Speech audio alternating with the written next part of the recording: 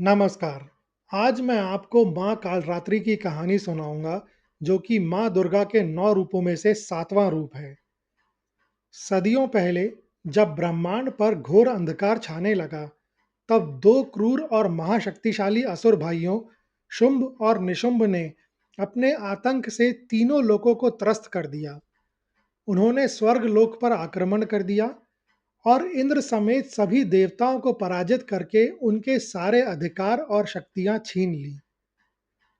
देवताओं को मजबूर होकर स्वर्ग छोड़ना पड़ा और सभी देवतागण ऋषि मुनियों के साथ हिमालय पर्वत की उन गुप्त गुफाओं में पहुंचे, जहां मां पार्वती अपनी तपस्या में लीन थीं। वहां उन्होंने अत्यंत दीनहीन अवस्था में करुणा और भक्ति से भरकर आदि शक्ति मां दुर्गा की स्तुति करना आरंभ किया। उनकी प्रार्थना में तीनों लोकों के कल्याण की तीव्र पुकार थी और उनका स्वर भय तथा पीड़ा से भरा हुआ था। वे मां को संसार की रक्षक, शक्ति और कल्याणकारी कहकर पुकार रहे थे। देवताओं की यह गहन और हृदयस्पर्शी प्रार्थना, जिसे पुराणों में देवी सूक्त के नाम से जाना जाता है, मां पार्वती तक पहुंची। देवताओं की रक्षा के लिए करुणा में भरकर मां पार्वती ने अपनी देह के कोष से एक अन्य स्वरूप को प्रकट किया। यह स्वरूप था देवी चंडी, यानी मां अंबिका का। देवी चंडी का प्राकट्य अत्यंत दिव्य और तेजस्वी था। उनका सौंदर्य अतुलनीय था, लेकिन उनका तेज ऐसा था जो बड़े से बड़े शत्रु को भी क्षण भर में भस्म कर सकता था। वह अत्यंत शक्तिशाली और युद्ध के लिए तत्पर थीं। मां पार्वती ने देवी चंडी को निर्देश दिए कि वह देवताओं के दुख का निवारण करें। देवी चंडी ने देवताओं को निडरता का आश्वासन दिया और कहा कि वह शीघ्र ही असुरों के आतंक को समाप्त करेंगी और स्वर्ग लोक में धर्म की स्थापना करेंगी। देवताओं को आश्वासन देने के बाद देवी चंडी युद्ध के लिए हिमालय की सुंदर चोटियों से नीचे उतरी। उनका स्वरूप अत्यंत मनोहारी था। वह तपस्या के तेज से दमक रही थीं। उनका रूप इतना अलौकिक और दिव्य था कि उन्होंने अपने चारों ओर के वातावरण को भी प्रकाशित कर दिया था। दैत्यों के सबसे शक्तिशाली और क्रूर सेनापतियों में से चंड और मुंड अपनी सेनाओं के साथ उसी क्षेत्र में गश्त कर रहे थे। उन्होंने दूर से ही उस अनुपम सौंदर्य को देखा। देवी को देखते ही वह स्तब्ध रह गए। चंड और मुंड ने जीवन में अनेक अप्सराएं और सुंदर स्त्रियां देखी थीं, पर देवी चंडी जैसा सौंदर्य उन्होंने कभी नहीं देखा। वे अपनी सुध-बुध खो बैठे। उनके लिए देवी एक अप्सरा नहीं, बल्कि एक साक्षात देवी थीं, जिनमें स्वर्ग की सारी शोभा सिमट आई थी। उन्होंने आपस में बात की, क्या कोई स्त्री इतनी तेजस्वी और मनमोहक हो सकती है? यह देवी किसी भी स्वर्ग या पाताल की संपत्ति नहीं हो सकती। यह तो संपूर्ण ब्रह्मांड का सबसे अनमोल रत्न है। उनके मन में तुरंत यह विचार आया कि ऐसी अतुलनीय देवी पर केवल उनके पराक्रमी स्वामी शुंभ और निशुंभ का ही अधिकार होना चाहिए। उन्हें लगा कि इतनी अद्भुत स्त्री तो तीनों लोकों पर राज करने वाले उनके स्वामी की पटरानी बनने योग्य है। वे दोनों बिना किसी देरी के सीधे अपने राजाओं शुंभ और निशुंभ के पास पहुंचे, जो स्वर्ग के सिंहासन पर बैठे थे। वे राजाओं से बोले, महाराज, आपने पृथ्वी के सभी रत्न जीत लिए। स्वर्ग की सारी संपदा आपके चरणों में है, पर एक ऐसा अमूल्य रत्न है जिसे अभी तक किसी ने नहीं देखा। वह रत्न स्वयं प्रकट हुआ है और वह हिमालय की सुंदर चोटियों पर विचरण कर रहा है। फिर उन्होंने देवी चंडी के रूप का अतिशयोक्तिपूर्ण वर्णन किया। महाराज, उस देवी का रूप ऐसा है कि उनके सामने इंद्र की पत्नी शची या वरुण की पत्नी वारुणी की भी फीकी पड़ जाती हैं। वह अत्यंत सुंदर, युवा और तेजस्वी हैं। ऐसी अनुपम देवी केवल आप जैसे पराक्रमी सम्राट की ही शोभा बन सकती हैं। आपके पास स्वर्ग के सभी वैभव हैं, लेकिन यदि यह देवी आपकी महारानी बन जाए तो तीनों लोकों में आपका कोई सानी नहीं रहेगी। उन्होंने शुंभ और निशुंभ को यह विश्वास दिलाया कि उस देवी को बलपूर्वक नहीं तो प्यार से या छल से जीतकर लाना ही चाहिए, क्योंकि वह उनकी प्रतिष्ठा और साम्राज्य के लिए सर्वोच्च उपलब्धि होगी। उनके इस वर्णन और प्रलोभन ने अहंकारी शुंभ और निशुंभ के मन में देवी चंडी को प्राप्त करने की तीव्र इच्छा जगा दी। शुंभ ने तुरंत अपने सबसे बुद्धिमान और वाकपटु दूत सुग्रीव को देवी चंडी के पास भेजा। शुंभ ने दूत को निर्देश दिया कि वह बल का प्रयोग किए बिना केवल अपनी बातों से देवी को मनाकर उसके पास लाए। सुग्रीव हिमालय की उन्हीं सुंदर चोटियों पर पहुंचा जहां देवी विराजमान थी। उसने अत्यंत विनम्रता और कुशलता से अपना परिचय दिया और अपने महाराज शुंभ का संदेश देवी को सुनाया। उसका संदेश का सार कुछ इस तरीके का था: हे देवी, मेरे स्वामी शुंभ इस समय तीनों लोकों के स्वामी हैं। देवराज इंद्र का सिंहासन उनका है, सभी यज्ञों का भोग उन्हें मिलता है और 14 भुवन उनके अधीन हैं। उनके छोटे भाई निशुंभ भी उन्हीं के समान वीर और शक्तिशाली हैं। आप जैसी अलौकिक सुंदरी को किसी साधारण पुरुष के साथ नहीं होना चाहिए। आपको संसार के सबसे शक्तिशाली सम्राट की महारानी बनना चाहिए। यदि आप शुंभ को स्वीकार कर लेती हैं तो आपको संसार के सारे ऐश्वर्य, रत्न और शक्तियां प्राप्त होंगी और आप स्वर्ग की स्वामिनी बन जाएंगी। दूत ने आगे कहा, आपके सामने दो विकल्प हैं। या तो आप स्वेच्छा से महाराज शुंभ को स्वीकार करें और महारानी बने, या फिर युद्ध के लिए तैयार रहें। देवी चंडी ने मुस्कुराते हुए दूत की बात सुनी। उनका उत्तर शांत, स्पष्ट और दृढ़ संकल्प से भरा था। उन्होंने कहा, इसमें कोई संदेह नहीं कि शुंभ और निशुंभ बहुत शक्तिशाली हैं। तुम्हारी बातें भी सत्य हैं, परंतु मेरे मन में एक अजीब प्रण है। मैंने संकल्प लिया है कि जो भी पुरुष मुझे युद्ध में पराजित कर देगा, जो मेरी शक्ति को जीत लेगा, वही मेरा पति होगा। देवी ने दूत से कहा कि वह जाकर अपने स्वामी शुंभ या निशुंभ को बताएं कि यदि वे मुझसे विवाह करना चाहते हैं तो उन्हें पहले मुझे युद्ध में हराना होगा। यह मेरी प्रतिज्ञा है। अतः या तो शुंभ स्वयं यहाँ आए और मुझे पराजित करें, या फिर निशुंभ आए और मुझे पराजित करें। यदि वे ऐसा करने में सफल होते हैं तो मैं स्वयं उनके पास चली जाऊंगी। देवी चंडी का यह उत्तर सुनकर सुग्रीव हतप्रभ रह गया। उसने तुरंत लौटकर यह सारा वृत्तांत शुंभ और निशुंभ को सुनाया। शक्ति के मद में डूबे और अपने बल पर अत्यंत घमंड करने वाले शुंभ और निशुंभ को यह उत्तर एक भयानक अपमान लगा। उन्हें विश्वास नहीं हुआ कि एक अकेली स्त्री उन्हें युद्ध के लिए ललकार सकती है। उनके लिए यह स्त्री अब केवल एक उपभोग की वस्तु नहीं रही, बल्कि उनके अहंकार को चोट पहुंचाने वाली बन गई। क्रोध में आग बबूला होकर शुंभ ने तुरंत अपनी विशाल सेना को तैयार करने का आदेश दिया और इस अकेली देवी को पकड़कर लाने के लिए धूम्रलोचन नामक अपने एक और शक्तिशाली सेनापति को भेजा। धूम्रलोचन का अर्थ है धुएं जैसी आंख वाला, जो क्रोध और अभिमान का प्रतीक था। धूम्रलोचन अपनी सेना के साथ वहां पहुंचा जहां देवी चंडी विराजमान थी। उसने देवी को देखा और अहंकार से भरकर गर्जना की, ओ स्त्री, मेरे स्वामी शुंभ के आदेश का पालन कर, चुपचाप मेरे साथ चल, अन्यथा मैं तुझे बलपूर्वक घसीट कर ले जाऊंगा। देवी चंडी के चेहरे पर हल्का सा हास्य आया। वह उस अहंकार से भरी चुनौती पर शांत रही। देवी ने कोई अस्त्र उठाए बिना ही धूम्रलोचन का वध कर दिया।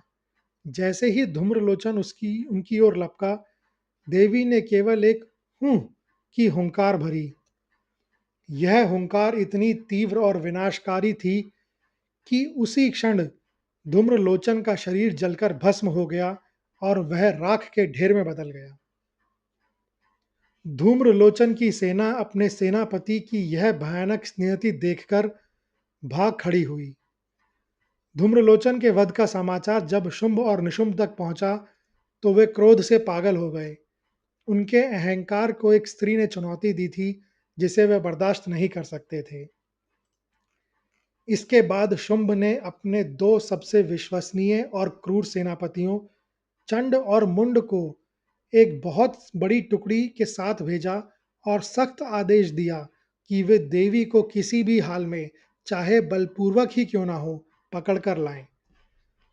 चंड और मुंड अपनी सेना के साथ उस पर्वत पर पहुंचे जहां देवी चंडी मौजूद थीं। उन्होंने देखा कि देवी एक सिंह पर विराजमान है और युद्ध के लिए पूरी तरह तैयार हैं। दोनों सेनापतियों ने आगे बढ़कर देवी पर एक साथ हमला किया। जब देवी चंडी ने देखा कि चंड और मुंड उन पर आक्रमण कर रहे हैं, तो उन्हें असहनीय क्रोध आया। उनका मुखमंडल क्रोध की ज्वाला से लाल हो गया और उनकी भौहें तन गईं। वह क्रोध इतना तीव्र था कि वह उनके भीतर भी नहीं समा पा रहा था। और तभी क्रोध की इसी प्रचंड ज्वाला से देवी के माथे के मध्य भाग से मां कालरात्रि का प्रकट हुआ। यह प्रकाट्य अचानक और भयंकर था। मां कालरात्रि का शरीर अमावस्या की रात्रि के अंधकार जैसा काला था। उनके बाल बिखरे हुए थे और उनकी तीनों आंखें अग्नि के गोले की तरह धधक रही थीं। वह भयानक गर्जना कर रही थीं, जिससे धरती कांप उठी और असुरों की सेना में भगदड़ मच गई। उनके श्वास प्रश्वास से ज्वालाएं निकल रही थीं। उनके चार हाथों में उन्होंने एक तीक्ष्ण खड़ग, एक वज्र और एक हाथ से भक्तों को वरदान की वरद मुद्रा और अभय देने की मुद्रा धारण किए हुए थे। उनका वाहन एक गर्दभ यानी कि गधा था, जो विनम्रता और सभी को स्वीकार करने का प्रतीक था। मां कालरात्रि ने गर्जना की, जिससे तीनों लोग कांप उठे। वह तुरंत चंड और मुंड की ओर लपकीं। उन्होंने अपने खड़ग और वज्र का प्रयोग किया और अत्यंत क्रूरता के साथ मां कालरात्रि ने चंड को अपने हाथों में पकड़ा और उसके बाल खींचकर पलक झपकते ही उसका सिर धड़ से अलग कर दिया। उन्होंने मुंड पर भी तुरंत प्रहार किया और उसे भी मौत के घाट उतार दिया। मां कालरात्रि ने चंड और मुंड के सिरों को देवी चंडी यानी मां अंबिका को उपहार के रूप में भेंट किया। यह देखकर मां अंबिका अत्यंत प्रसन्न हुई और उन्होंने कालरात्रि को यह अमर नाम दिया, चामुंडा, यानी चंड और मुंड का वध करने वाली। इस प्रकार शुंभ और निशुंभ के दो सबसे शक्तिशाली सेनापतियों को केवल एक हुंकार और मां कालरात्रि के एक तीव्र प्रहार ने समाप्त कर दिया। चंड और मुंड के विनाश की खबर से शुंभ और निशुंभ का क्रोध सीमा से परे हो गया। अब उन्होंने कोई जोखिम न लेते हुए अपने सबसे शक्तिशाली योद्धा रक्तबीज को बुलाया। रक्तबीज के पास भगवान ब्रह्मा का एक अद्वितीय वरदान था, जिसने उसे लगभग अजय बना दिया था। यह वरदान था कि जब भी उसके शरीर से रक्त की एक भी बूंद धरती पर गिरेगी, तो उस बूंद से तुरंत उसी के समान बलवान और आकार का एक नया राक्षस उत्पन्न हो जाएगा। रक्त बीज नाम का अर्थ ही था खून के बीज वाला। रक्त बीज अपनी भयंकर गर्जना के साथ युद्ध के मैदान में उतरा। उसे पता था कि कोई भी देवी या देवता उसे सीधे नहीं मार सकता। युद्ध शुरू हुआ। सबसे पहले देवी चंडी ने रक्त बीज पर अपने अस्त्रों से प्रहार किया। जैसे ही उन्होंने उसे घायल किया, उसके शरीर से रक्त की बूंदें तेजी से धरती पर गिरने लगी। हर बूंद के धरती पर गिरते ही वहां एक नया रक्त बीज पैदा हो गया। देवी ने जितनी बार वार किया, उतनी ही तेजी से उसके प्रतिरूप पैदा होते गए। पूरा की पूरा युद्ध क्षेत्र देखते ही देखते लाखों रक्त बीजों से भर गया, जो सभी असली रक्त बीज जितने ही शक्तिशाली थे। देवता और स्वयं देवी चंडी भी स्थिति को देखकर चिंतित हो गए।